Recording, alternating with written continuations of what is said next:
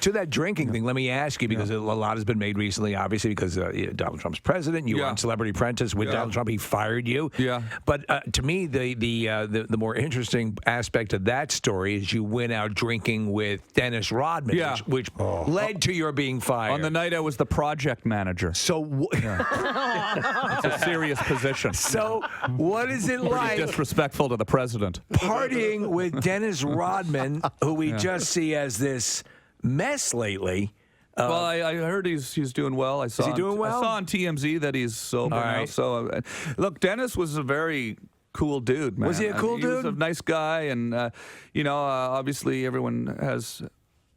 Not everyone, but people have issues, and he had an issue with alcohol. I guess has been quite public about that. But listen,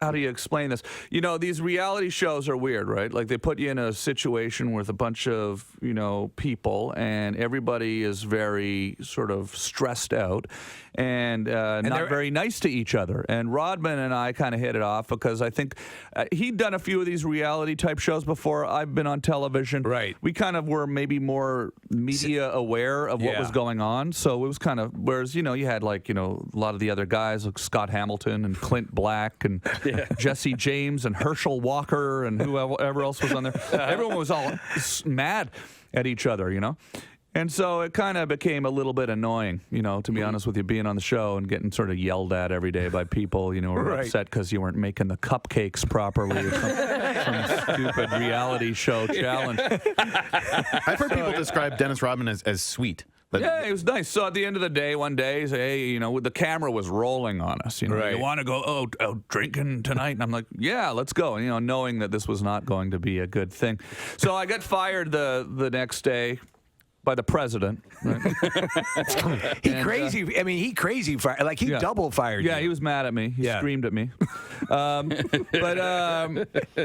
So the day I got fired, I wrote a letter to the President of the United States, and I wrote a letter on the Trump Tower stationery because we were staying at Trump Tower, and I said, Mr. Trump, I know I went out drinking last night or the other night when I was the project manager, and I know that probably wasn't the most business-like decision to make, but I'm a comedian, and this is a television show, and I wanted to do something entertaining for the show because I want the show to be successful.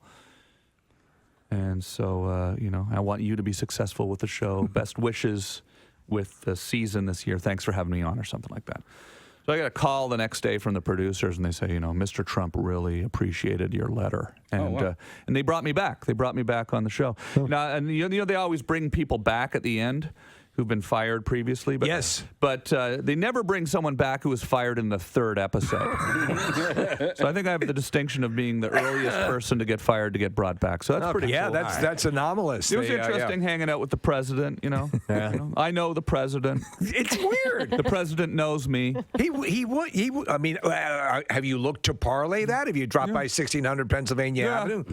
I don't know that I'd be welcomed with open arms. At this point, it seems that you ended on a good note. Yeah, I guess so. Yeah, I don't really talk publicly about politics too much. Yeah, we stay away from it. Yeah, I'm Canadian. This is your problem. but I do mention it in the show. I have some fun talking a little bit about. I just did the Comedy Central Storyteller. This Is Not Happening show on Comedy Central. They posted a clip of me talking about my experience on Ari Shafir's show, right? Yeah. He's got a new host now. Actually, Roy Wood Jr. is hosting it now. Oh, that's right. Yeah, yes. Yeah. So, but Ari's great, and anyway, so that's up on Facebook. Okay. Now you can see me doing stand up and talking a bit about that. There it is, right there. You got it on the web stream. So yeah. So that's actually it's kind of cool when you know the president. It's fodder for a good story. The president knows you. Yeah, anyone who knows me should probably not be president.